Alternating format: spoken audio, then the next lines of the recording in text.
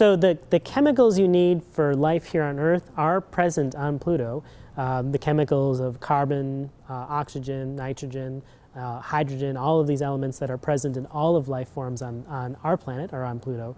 And in fact, there's lots of water on Pluto. Unfortunately, it's water in its ice form.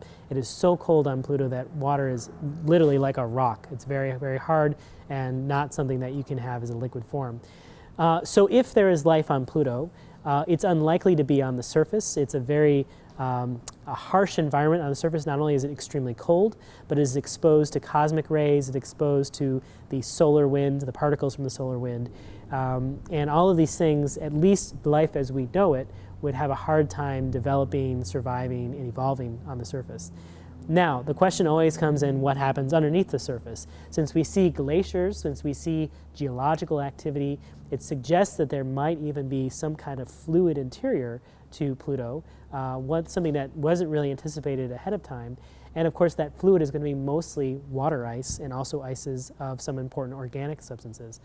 So it's possible that maybe under the surface, in the region where it's warm enough for water to be a liquid or pressurized enough to be forced into a liquid form, it is possible that perhaps there is some kind of small microbial life form that has evolved on Pluto.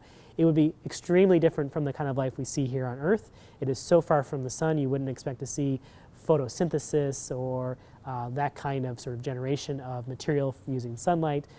It might be a chemical-based life form. It might be a very slow life form in the sense that it evolves very slowly or doesn't move very fast. It doesn't metabolize very fast. These are all very speculative because all we have are pictures from the surface. We don't have anything that goes down into the planet.